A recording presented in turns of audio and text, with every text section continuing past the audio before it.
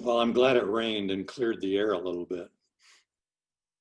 Yeah, it definitely helped. I can breathe a little bit better today. Oh, I kind of missed the rain too, so yeah, yeah. yeah. All right, well, should we go ahead and get started then? Thank you so much again to Bill, who just presented, and Karen this morning. Those were all great presentations. Now we're going to move on to Bruce.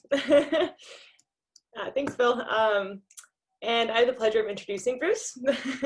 And so Bruce Bro is joining us from Arizona.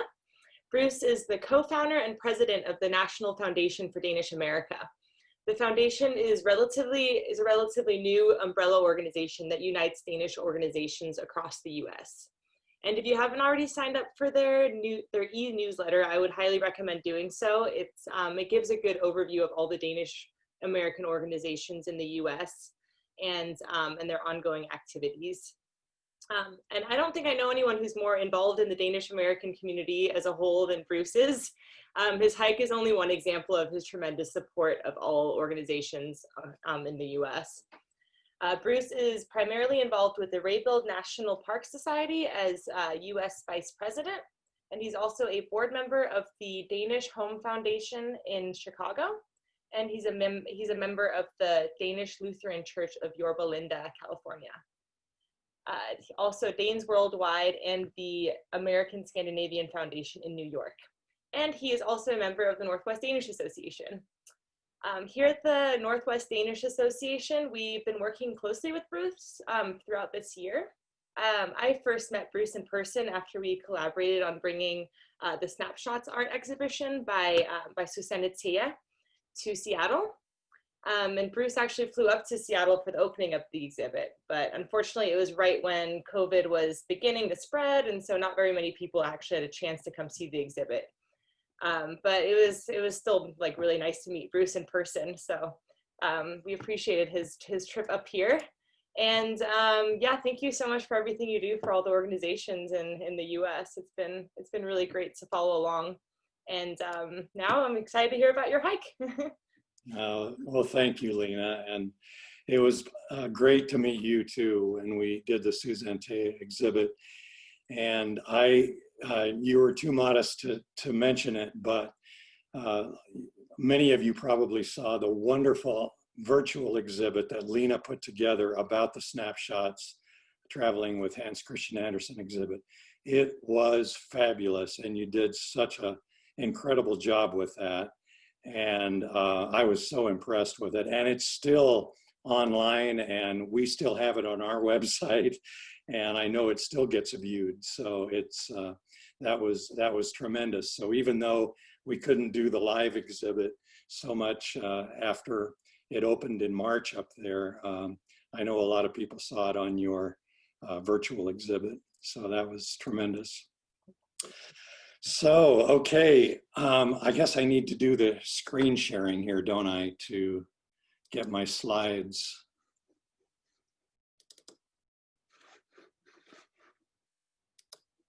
Okay, so tell me, can you see it?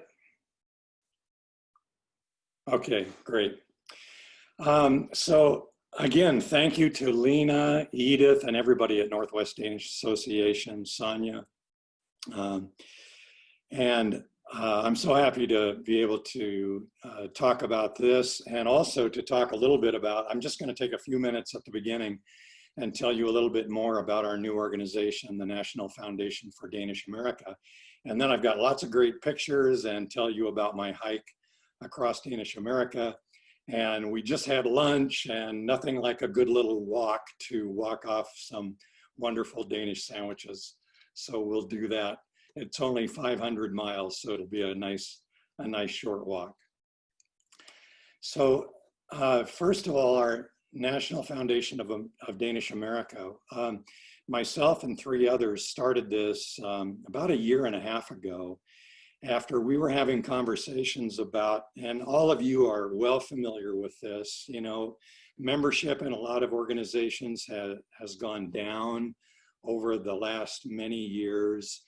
And so many of us that love our heritage want to make sure that we maintain our heritage and our culture for our children, grandchildren, and others. There are 1.5 million people in the United States that claim some Danish heritage, and we want to preserve that. We want to promote it and strengthen it across the United States. But along with myself, the others that are involved are Linda Stephenson. She is the editor of the Danish Pioneer in Chicago. We have a very strong partnership with the Danish Pioneer, so it's kind of our media presence in our organization.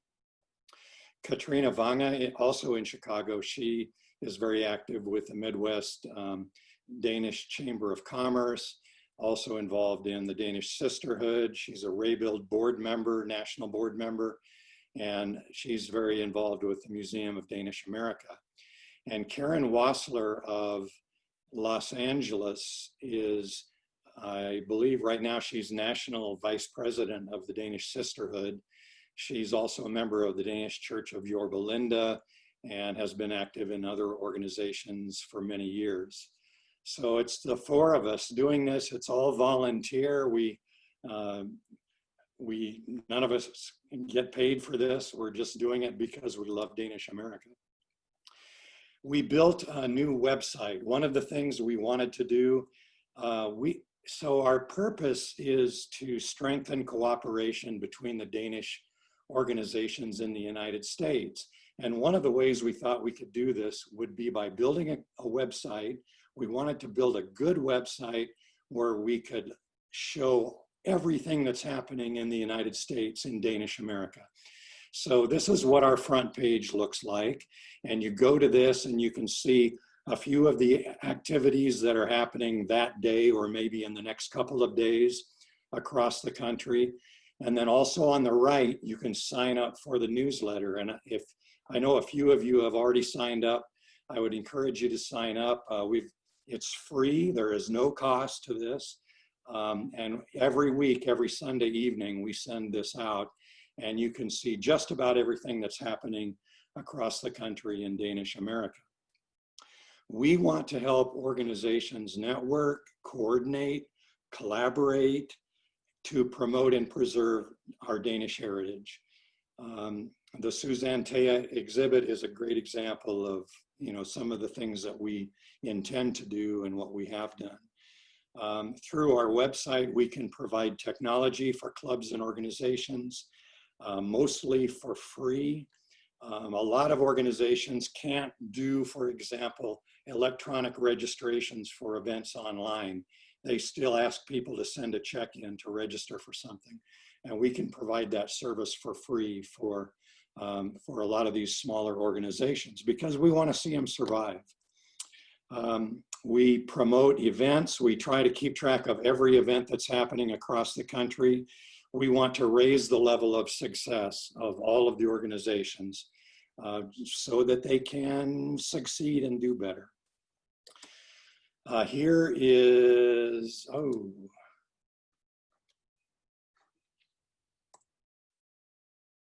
we go. Here is an example of the page. You can, at the top, you can select the events calendar, and we've divided it into regions of the country. So if you want to go to the Pacific Northwest, we have the activities, and occasionally if it's a nationwide event like the Hans Christian Andersen storytelling, we will throw it into every region. And then you can see everything that's happening in your region, your part of the country. And here is just a little sample of what the newsletter looks like that comes out on Sunday evening. What's happening in Danish America. We'll have the upcoming events, and then we'll feature certain events that are happening during the upcoming week. So that's just a little bit about it. Please, at the end of this, we'll have a little bit of time for questions, I think. So please let me know if you have any questions about any of that. So on with the hike. So in March of this year, I was busy getting ready for the national annual meeting for the Raybuild National Park Society, which was going to be in Phoenix. And I'd been working for weeks putting that together, and all of a sudden it gets canceled. So I'm out hiking one day in one of the hiking areas near here. And I'm thinking, you know, I've always thought about doing the Colorado Trail. I don't think there's going to be a rebuild or a trip to Denmark around the 4th of July this year. I'll be home. I think maybe I want to do the Colorado Trail this year. And then I got to thinking, why not do it as a fundraiser for all of the Danish American organizations? So that's kind of how it all got started. It's almost 500, it's 486 miles, but if you count in the side trips and the extra things that you do, I know it's easily 500 miles. 8 mountain ranges, 5 river systems, 6 national forests and wilderness areas across Colorado from Denver to Durango. So on June 29th, I started at Indian Creek Trailhead near Denver. And this is me along with my cousin Reed, who lives in Colorado Springs. Dr. Reed Bro, he is like a brother to me, and he was my base camp support all the way through the trip. He met me 3 times along the trail to bring me supplies, and he and his wife met me at the end of the trail. They brought my car down from Colorado Springs, and I couldn't have done it without Reed and his wife, Jamie.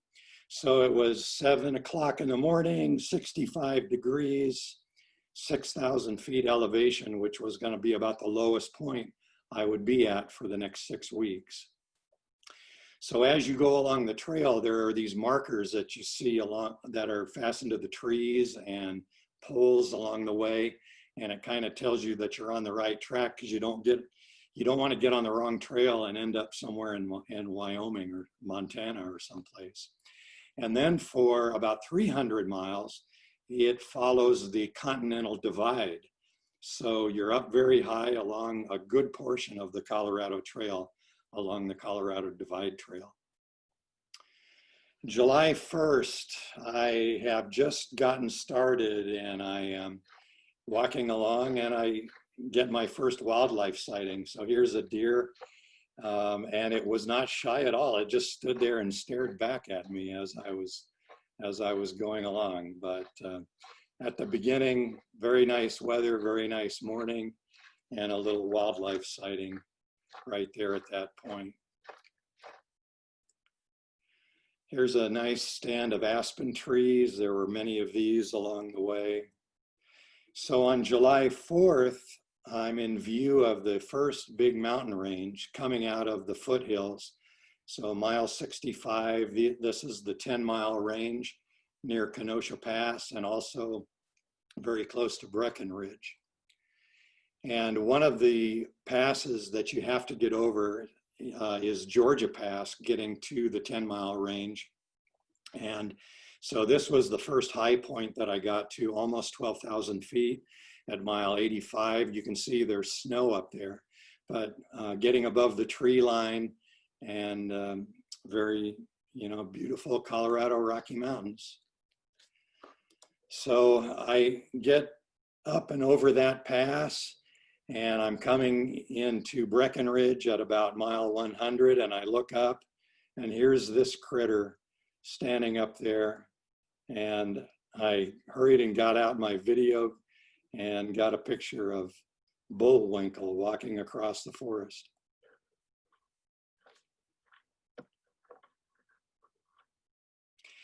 I really thought that I would see more than one moose, but this ended up being the only moose sighting that I had all the way along the trail. And people always ask about, what about bears and mountain lions?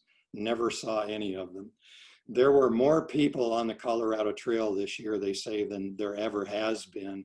Because of COVID, there were so many people that were doing it. I guess it was great social distancing. So July 7th, I made it to Breckenridge, and I took a recovery day. So I had been going for about 9 days, and took a day off here. That was very nice. Breckenridge is a great town. And then on July 8th, I left, and I had immediately a tall pass, a big climb to get up to the 10-mile range, and Searle Pass at about 12,000 feet, a little over 12,000 feet. So here's at the top of Searle Pass, looking back at the trail where I came from. And it was very rugged country, and I remember it was very windy up there, and beautiful scenery. A lot of wildflowers. So here's a little bit of my gear. This is my tent. It was very small. It was just big enough for me to lay down in, but it was light. It was only 1.5 pounds to carry that tent.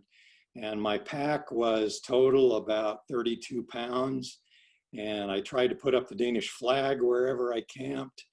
And so I just carried a very minimum of gear that I needed along the trail.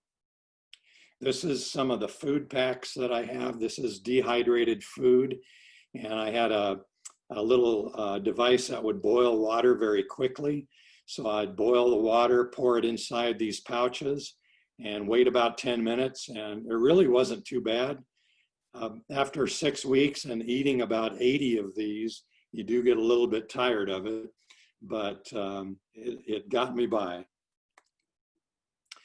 And this is my water pump so along the way, I would go through about 5 or 6 liters of water every day. And I'd come up to a stream, I'd get out the filter. You want to filter the water, even though it's very clear coming down the streams. But you don't want to pick up any bug, any giardia or anything like that that can cause you problems. So I'd always filter the water. July 10th, this is one of the nice waterfalls along the way. This is Cataract Falls at mile 145. And coming across Holy Cross Wilderness, mile 165. One thing I'll tell you about this point, I was having a lot of trouble, a lot of pain in my knees and one of my ankles. And I really started to question whether I was going to be able to make it. And plus it was raining every day and it just wasn't very pleasant. The mornings were very nice, like this photo, but in the afternoons and evenings, it would start to rain, and every morning everything was wet, and it wasn't a lot of fun at that point. And it's the only time I really questioned whether I was going to make it or not. This is the Colorado state flower, the columbine, and there were a lot of these along the way. They're very beautiful. July 11th, and some of the mountains, another mountain range I'm coming up to, and Mount Elbert is the highest peak in Colorado, and I believe the second highest peak in the lower 48, second only to Mount Whitney in California, which isn't much tall, only a couple hundred feet taller than Mount Elbert. So a little bit closer view of Mount Elbert. And I hiked, I didn't climb it, although I have climbed it a few years ago, but I went off to the left of the summit at that shoulder of the peak. That was where the Colorado Trail went past. And then I arrived in Twin Lakes, a small mountain town, and I took a day here to recover. And then it was into the Collegiate Peaks. So it's a mountain range after Twin Lakes, and a lot of the summits are named after universities in the United States. So here is Mount Harvard. And again, the trail kind of goes off to the left of the mountain. And that's going to be the case on a lot of these. So I'm at July 16th, mile 200 here.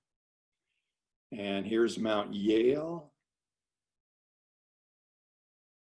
and Mount Princeton. And I would go off, just off to the left, the trail went through. Some lovely lakes along there. This is the Harvard Lakes.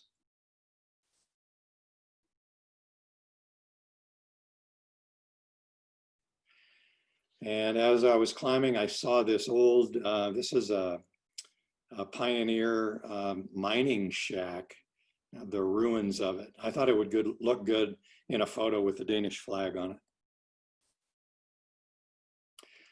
The Mount Princeton Chalk Cliffs at mile 230. A sunrise the next morning, getting close to halfway through here at mile 235. Marshall Pass on July 22nd, another high pass to climb up and go over. Still snow up on the top on July 22nd. It was interesting after that, I went to an area called Sergeant's Mesa, very high, 11,400 feet. And there's a memorial to the Vietnam War that they built up on the top of this mesa, very remote part of the wilderness. There is a logging road that you can drive a four-wheel drive vehicle up there, but this is, for whatever reason, they decided to put this Vietnam War memorial. This was a big surprise right after Sergeant's Mesa. They have the trail angels, and they set up, I saw them 3 places along the trail, and they were making pancakes just for the hikers that were doing the Colorado Trail. So that was a nice surprise. They didn't have Ebelskever though. And then I arrived in Crestone. My cousin has a mountain house in this town of Crestone.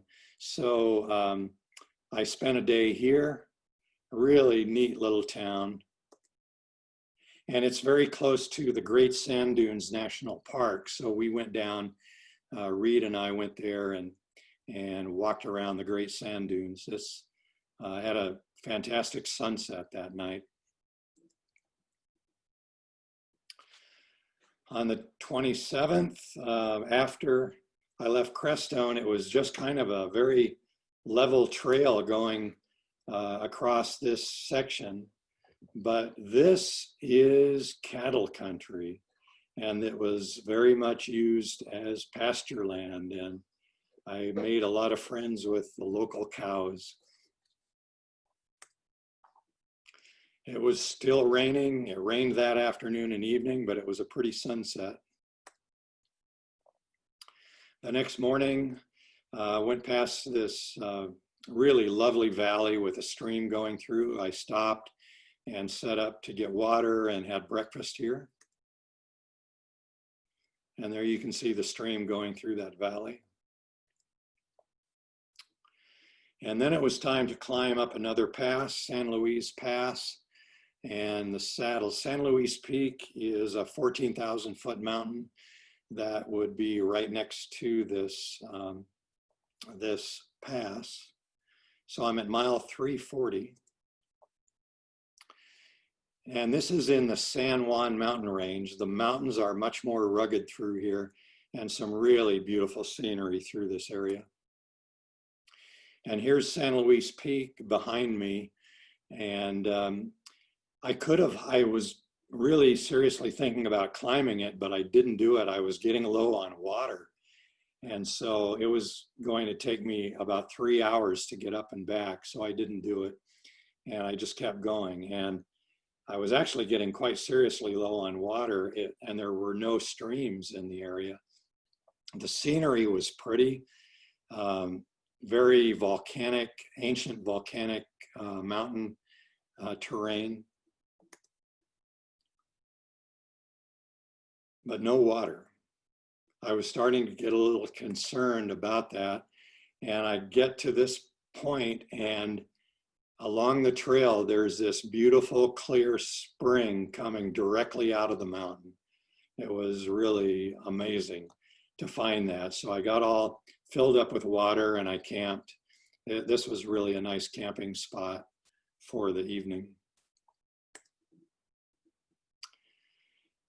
So the trail to Snow Mesa the next day. This is a high and rugged trail along here. And there was a little herd of deer down below as I was walking along. I don't know if you can see them. They're kind of in the middle of the picture. and coming up to Snow Mesa, but a lot of, again, volcanic formations. There was a lot of volcanic activity that formed these mountains about 25 to 30 million years ago. A lot of beautiful mountain wildflowers. So Snow Mesa, so I have to say that I rarely went more than an hour without seeing somebody along the trail, other hikers or mountain bikers. But for whatever reason, when I got to Snow Mesa, it was 6 miles across this mesa at 12,000 feet. It took 3 hours to get across, and I did not see a soul up there. It was like the most remote point of the entire trail. So you can see that lonely trail going across the mesa. And that took me to the town of Creed. So I came down off of Snow Mesa into Creed, and I spent a day here, another really beautiful mountain town. Now, before I got to Creed, one of my shoes, I had shoe trouble, and the sole basically came off of the shoe, and I hiked about 40 miles on that shoe with about, part of the sole missing. So I had to get new shoes, and luckily they had a good hiking store here in Creed, and I got a new pair of shoes. And then after you buy shoes there, they want you to throw your old shoes up over their sign. So in the middle of that photo, my shoes are hanging there up over the wire. It took me about 3 tries to get my shoes up and over that wire. And then I saw the Trail Angels again on August 1st, and they wanted me to sign my name on their tent. So there it is. From there, I'm going to the highest point of the Colorado Trail. And you can see the trail going through the center of the photo up to that peak. And the high point is at 13,271 feet. The air was getting a little bit thin up there. And more volcanic rock formations. And this next day, I usually tried to hike about 12 to 15 miles a day. That was about my limit, actually. But I couldn't find water, and I couldn't find a good camping spot. And this ended up being a 20-mile day, and it was about 11 hours of hiking. I was pretty exhausted at the end of that day, but it did take me across some really beautiful country and beautiful terrain along the San Juan Mountains.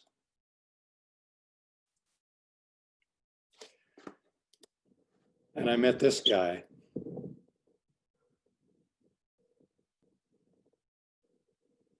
I don't think he liked me being there. That was a marmot. A lot of rugged mountains across there, but finally I found a place to camp. It was up at a real high point, 12,500, and that night it got really cold. It got down into the 30s, but a lot of the nights, there were 6 or 7 nights that I was camping pretty high, and it got down into the 40s. This night it got down into the 30s. So pretty chilly that night. But I just would think about how hot it was back in Arizona. So that made me feel better that I was there. But this was the sunrise that morning on August 3rd. I'm at mile 396, so I'm getting close to the end. After I camped at that location, it was a 10-mile hike down into this valley and 4,500 feet down, but it was really pretty along here. And there was a mountain stream that went all the way through there. There were a lot of abandoned mine shafts where they used to mine for gold along there. And there were about 5 places where avalanches had covered the trail with trees. And this was about the most dangerous part of the entire hike, was climbing over these trees and splinters that that had come down and covered the trees. They were trying to clear these. They had gotten about 2 of the 5 areas cleared out, but still it was really difficult to get across all of this. A lot of people got hurt trying to cross these. Fortunately, I went slow enough that I didn't have any trouble, but a lot of people came out with their legs bleeding from getting, caught in the trees. But at the bottom, it was a really, really nice area to camp. It was along the Animas River. If you're familiar with that area, it's close to Silverton. And so I spent a day in Silverton, another pretty mountain town. August 6th, this was the nicest waterfall of the entire hike. This is Cascade Falls, up very high, over 11,000 feet.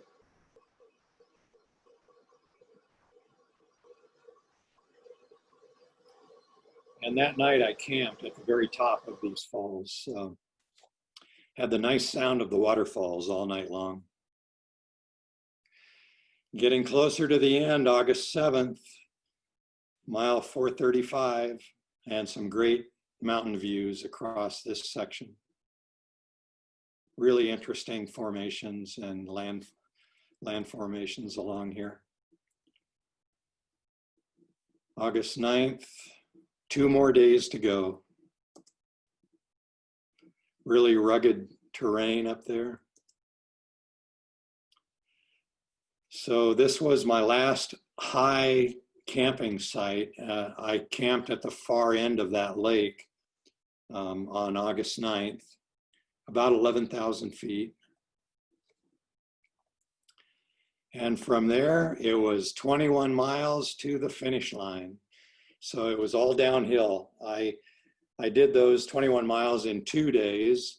Although I was kind of anxious to finish, I really didn't want to do any more 20-mile days. So I split it into 2 days to go down that valley to Durango. But once again, there were many cows along the trail. Getting close to the finish, I really enjoyed putting out the Danish and American flags to photograph along the way. Coming to the finish line. 500 miles from South Denver to Durango. Woo! Woo! Yes! I'm still out of breath. So my cousin Reed and his wife Jamie surprised me. They brought and set up these Danish American flags, and they had champagne, and it was quite a nice finish celebration.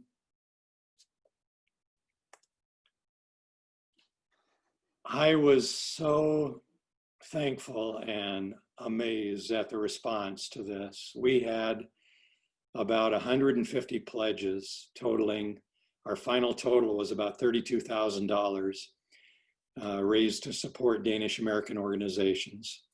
That was about, I think we had about 25 organizations that received money from this. So I think it helped in a year that so many events were canceled, so many events that helped support those organizations that they had to cancel. I know a lot of you supported this. Thank you, Tusen Tak. It was really heartwarming to have your support for all of this, and it truly motivated me, especially those days that I didn't know if I could make it because of my aching knees. So thank you so much. So I guess, Lena, I can open it up if people have any questions, either about NFDA or about the hike. Sure, thank you so much for that. It sounds like an amazing trip. Those pictures were beautiful. A few questions did come through. Let me just go up a little bit to get them. So the first one's from Ingrid, And Ingrid Salmon's asking, or she's saying, lots of quiet and solitude, Bruce. Was it lonely or peaceful or both? Thank you for the question, Ingrid. It was a little of both. Actually, there were times, as I said, I would rarely go more than an hour without seeing another hiker along the trail, and I made some friends along the trail. But you know, I would usually stop hiking in the middle of the afternoon. I would usually take a nap right after I got my tent set up. And then I'd wake up around 5 o'clock or so and make something to eat. And it was actually kind of lonely, you know, until bedtime. So that was one of the hardest parts about this because, you know, I brought a little bit of reading material, but, you know, you just kind of wait for the sun to go down a lot of nights. So it was a little bit of loneliness in the evenings. That was a good question. And then we have a question from Lisa. What specifically did you use for portable sustained power source for taking videos? Oh, okay, good question. I bought what I felt was a pretty robust power bar, you know, that, and it would charge up my phone for about 8 or 9 nights. So it worked out very well. And so I had my phone, and then I had a device that I wore like a wristwatch that would track my mileage and tracked, you know, a lot of information, my elevation and number of feet that I would climb and descend, and actually counted, you know, calories burned and things like that. Those were the only 2 devices that I had to charge up. So the power bar worked fine. It weighed a couple of pounds, so it was a little bit of extra weight, but it worked out just fine. I'm going to jump down to Preben's question because it's kind of related. He's asking, what about bringing a GPS? So I used an app on my phone called Guthook, and it was actually a GPS app. So it didn't rely on a cell phone signal, and it worked very well. And I really relied on that. So it was just an app on my phone that was GPS oriented.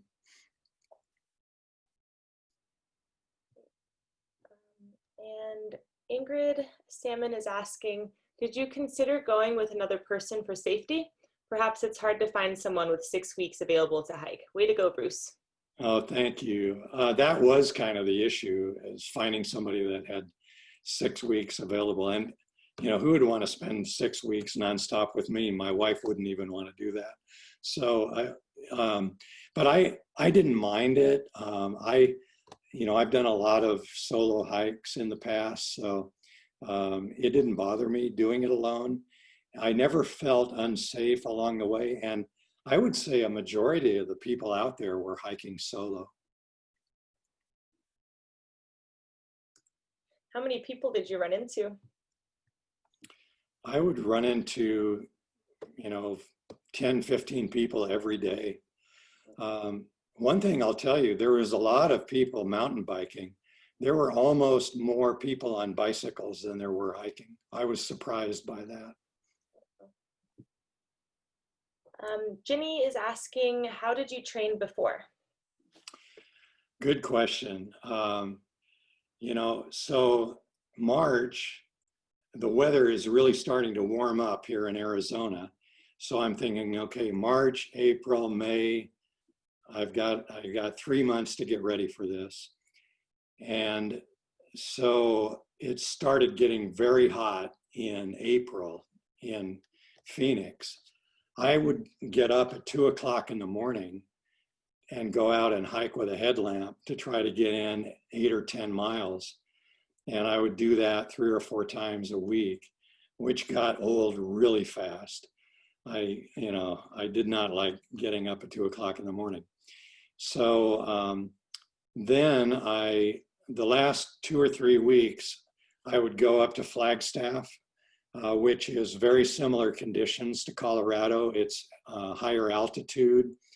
It's 8 to 10,000 feet, and it's a lot cooler. So I could go up there and I would just, hike 10 or 12 miles a day, and then I would camp up there. So I tried to create the same conditions that I was going to have on the Colorado Trail. And that really helped me up in Flagstaff to get ready and make sure I had the right equipment and everything.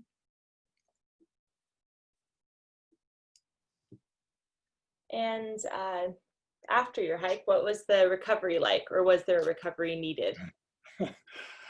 I was just happy to be done. It was great to eat something besides dehydrated food. And no, it was great. It was great to get back home and be with my family and, tell them stories. I felt good afterwards. My knee pain went away actually. The last 3 weeks, I really didn't have any problems with my knees. So that was a blessing. And yeah, the recovery afterwards was no problem. I've gained back a little bit of my weight already. I lost 30 pounds on the hike. So, but I needed to lose some weight, so that was fine. So now my struggle is making sure I don't gain it all back. Yeah, that was Clayton's question, how much weight you lost. Yeah. So Doreen is asking, how did the NFDA identify Danish American organizations? Would you like to add another one to your list? We are definitely looking for anybody that wants to be part of it. So thank you. And just send me an email or any kind of a message and we'll add you to our website. So, it was just a matter of between the four of us, we're familiar with most of the organizations, but wow, this is a great example. If you know of any organizations that we don't have included on our website, we want you on there. So, so please just let us know. We can add your website. We can add a link to your website. Any activities that you want us to have in our newsletter or on our activities and events pages, we'll be happy to add those. And it's just a matter of sending us an email. We want everybody, we want to get the word out about all of the organizations. So please let us know. Yeah, Doreen posted their website here, so I'll send that to you after. Okay, what is the name of the organization? Lower Columbia Danes. Okay, great. Yeah, we'd love to add. Too. Yeah, we'd love to add you. Yeah, and they're also asking, I don't know if Jen is in the same organization, but are you okay with us posting on your website on ours? Oh, definitely. Yeah. Yeah, the more collaboration we have, I think, the better with all of our organizations together. So. Great. And Jen is also, Kaya is asking, how many members do you have already? Yeah, we don't really consider it members because we don't charge a membership fee or anything like that. As far as the people that have signed up for our newsletter, I guess that would be the closest thing to members that we would have. And we've already got close to 1,000. So we've been really happy, and we haven't even had that going for a year. In January, we'll have been doing it for a year. So we're so happy with the response to that. So we'd like to see it grow much more. Yeah, that's amazing. Yeah, it's a great newsletter. It's a great sum up of all the Danish American activities in the U.S. Oh, thank you. And the other thing on that I want to say is, if you ever see anything that doesn't look right or is not accurate, please let us know. It won't hurt our feelings. We try the best to be accurate. And it seems like we become more and more of kind of a media organization, which is fine. So accuracy is very important. So please give us feedback if we need to add something, or if something doesn't look right, or if we've made a mistake. Thank you. Back to the hike again with the questions. Sonia is asking, did you see anyone on horseback? Yes, we did. There were a couple of cowboys out there taking care of their cows and their sheep. There were two. I didn't have any pictures, but two big sheep herds that we had to hike through. And there was actually one guy that was a sheep herder on a horse. So, That's fun. I don't think there were any people that were actually doing the trail on horseback that I saw anyway. Yeah. That's a fun sight to see. Let's see. And Lisa is asking, on your hike, what was your favorite highlight moment personally and your lowest worst moment? Well, the lowest worst moment was definitely, a couple of those mornings after it had rained and my knees were killing me, and I didn't know if I was going to be able to, make it. And that was at about mile 150, right around in there to maybe mile 200. So that was kind of the low point of the whole thing. And I would say the high point was, there were a couple of times in the last 100 miles, and you can't capture the scenery. You can't adequately capture it with photographs. And the mountain views were just tremendous. And I would climb up over a pass and maybe 2 or 3 times a day. And it was like opening another page to a beautiful picture book, a coffee table book. It was totally different and totally incredible, the scenery. And especially towards the end of the hike, it was like that. And it was so inspiring. So that was the best part. It looked like it from the pictures, that's for sure. What brand are your hiking boots? Is Ginny asking. I love Merrell's. They're nothing extra special. They're not that expensive. And I think they're comfortable. And that time that I had trouble with the sole of my shoe, it's the only problem I've ever had with a Merrell shoe.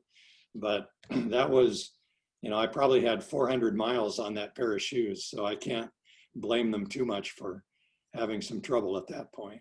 But I think Merrell's are good shoes. I have a question too. Did you do laundry at all during the week or during the Oh, yes, you'll be happy to know that I did wash my clothes. So usually when I would come into those mountain towns, they would have, laundry services, because there were so many hikers coming through that wanted to do that. So yeah, you could do your laundry, and a lot of times it was next to a bar, so you could have a couple of beers while you were doing your laundry. That was nice. So, get those calories back in. right. Yeah. Preben is asking, how many do the hike per year approximately? How many people do the hike per year? Oh, good question. They say there were 3 to 4 times as many people that did it this year than in the past. So they were expecting maybe 500 people to complete the hike this year, when in a normal year, maybe it's 100 or 200. But there were many, many more people that were doing just sections that weren't doing the entire hike all the way through. So you would see a lot of people and talk to them and, oh, we're just here for 2 or 3 nights. They weren't doing the entire hike. Okay. Weren't as ambitious as you were. And Preben is also asking, what about breaking in your new shoes? Well, that's one thing I like about Merrell's, is you don't have to break them in. You can, I put those on the new pair of shoes, and I did another 100 miles without any difficulty and without having to break them in.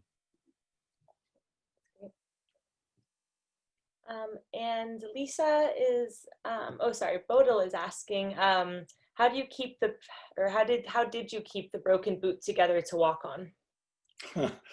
I tried Gorilla Glue, and that didn't work.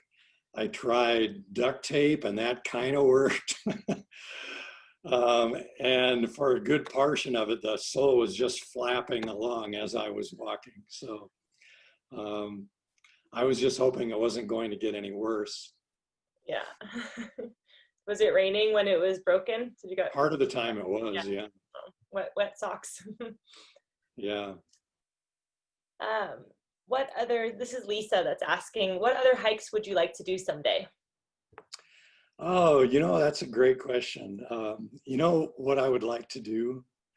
So this, I shouldn't even say it because I don't want to let the cat out of the bag, but I would like to do a hike around the outer edge of Uland.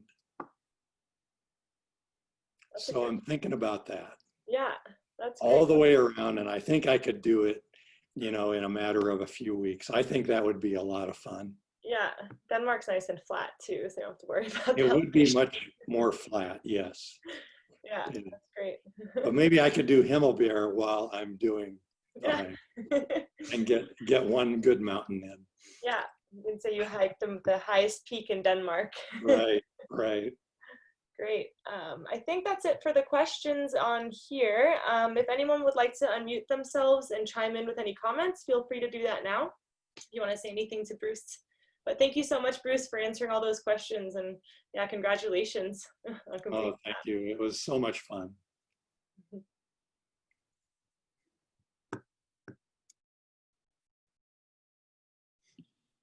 Yeah, this is Jen Zaman. I just wanted to say thank you very much for sharing this with us. What a neat idea for fundraising, and thanks for sharing about the new organization that's clearinghouse information for Danes across the U.S. I think that's fabulous. These are things I didn't know about, so I've learned a lot today already. So thank you.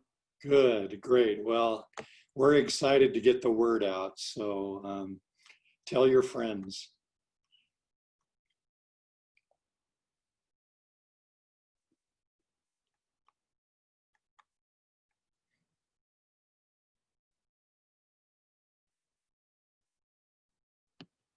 All right. Do you have any advice for somebody who hasn't ever done this kind of overnight hiking? Like what's a good way to start if you're trying to do, walk-in hiking where you're camping multiple nights? Yeah, probably just my advice would be, you know, I hate to give too many product endorsements, free commercials for companies, but I love REI, the outdoor store, and I know they're in Seattle and Portland, and if you go there, and usually the people are very helpful. They can help you get a good backpack. That's very important. A good backpack, good shoes. You want a backpack that's big enough to carry the essential equipment that you need, and get it as light as you can. You don't want to carry too much weight. You're going to have a lot of weight just with water and with food. So you don't want your other gear to be too heavy. And then just go out and, maybe try it someplace close to home for a night and see how it goes. And then just keep getting a little more adventurous all the time. And maybe you'll fall in love with it like I did.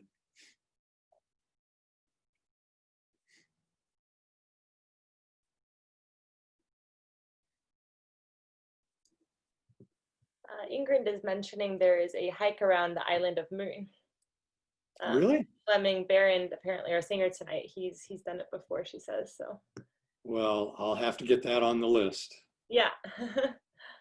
One more question came in from Ginny. Do you have any cuts or bruises?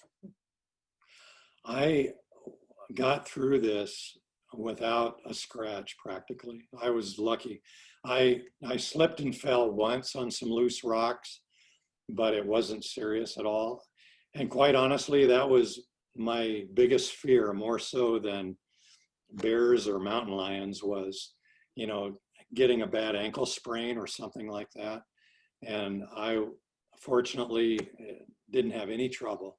So I tried to be careful, but I was lucky. I didn't have any injuries all the way through, other than my aching knees.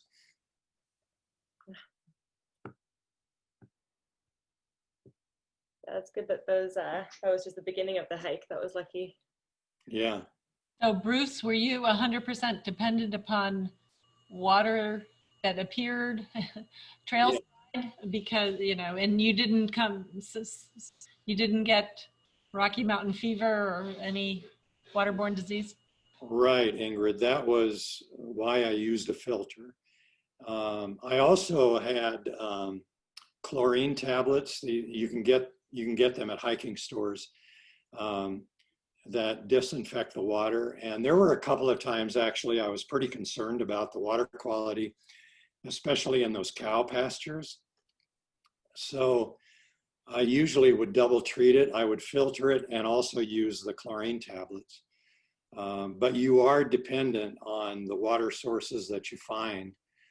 And, that's probably one of the biggest challenges of something like this is water management, making sure that you have enough water and making sure you know where to find water.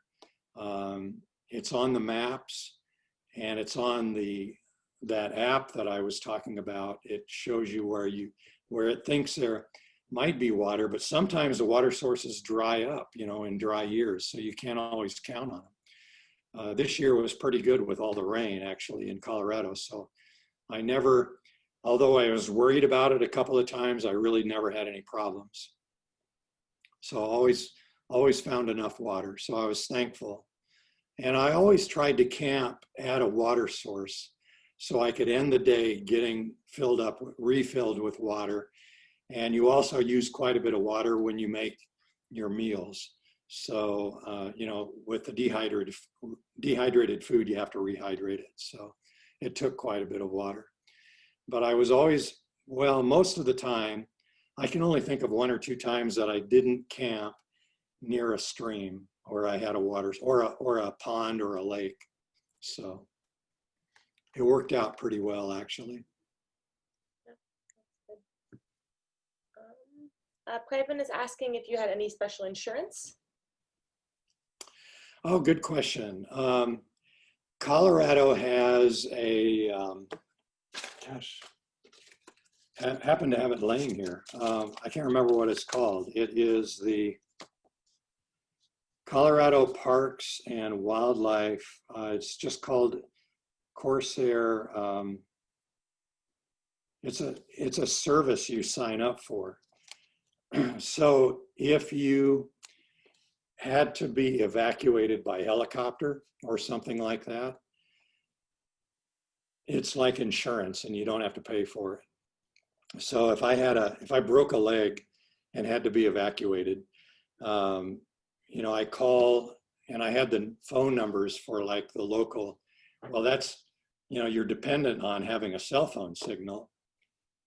Or there were enough people out there that if I had a problem, you're not going to lay there too long and somebody's going to come by and, can get help for you.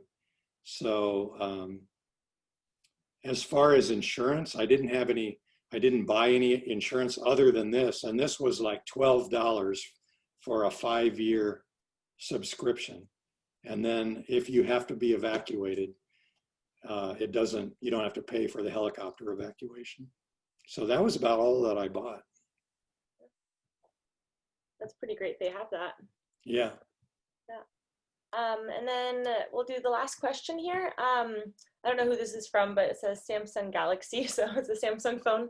Have you ever done or considered the Pacific Coast Trail? I have considered it. And I've hiked a little bit out there. I've climbed Mount Whitney, which is along the Pacific Coast Trail, or part of it is there. And I would like to get over there and try it. I would also love more specifically, I would love to hike in the Northwest because I've never done that. And, up in the Cascades and up in Oregon and Washington, I would love to hike up there. Yeah, there's some beautiful nature here, that's for sure. Yeah. Yeah. And there's some other comments, but I will send you the chat, then you can look through what everyone's been saying throughout your presentation. Okay. Thank you so much, Bruce. That was great. It was so fun to hear about your trip. Oh, good. Thank Thank you, you for everybody. raising money for all the organizations. Thank you, everybody, for supporting this. A lot of you did, and thank you. And thanks for your interest in the new our new organization as well. Yeah. And I can connect you with anyone, or if anyone wants Bruce's email, I'm sure we can figure something out there. So just send me an email and then I'll connect you. Yep. Thank you. Yeah, thank you so much. And next in the program, we have a pre-recorded talk by Bodil Gelhoff Jensen. So you can watch the video first, and then Bodil will be live at 3:30 p.m. So you have an hour for Kaffe and Kay and the coffee and cake, and the pre-recorded lecture by Bodil, and then she'll come and answer any questions you have here live on Zoom. So I'll probably turn off Zoom in the meantime, and then we'll jump back on at 3:30. Thank you all so much. Thank you, Bruce. Talk. Bye.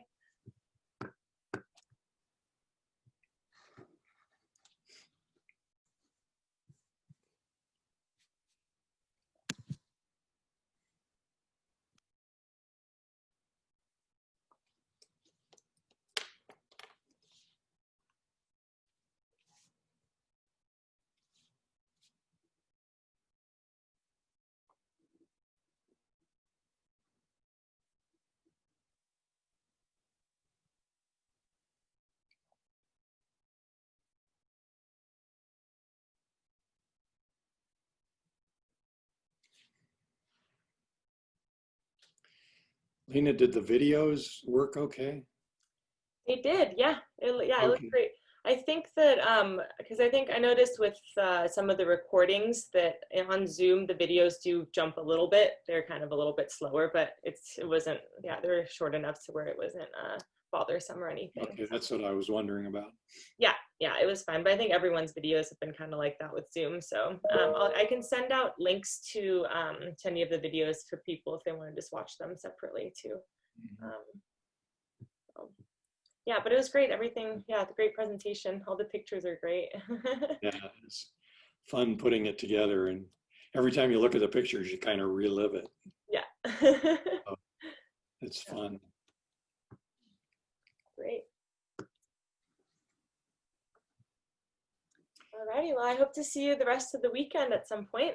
Yeah, tonight there's the Danish Home in Chicago is doing a big virtual fundraising event that they have me participating in that too. So Yeah. that starts at 5 o'clock. So Okay. I have to do that. But then tomorrow morning I want to see, I especially want to see Fidelma's presentation. Yeah.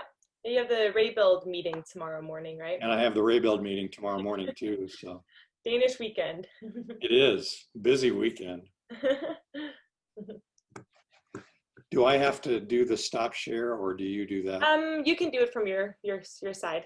Okay. Oh, hi, Brian. I just saw you there. Nice to see you.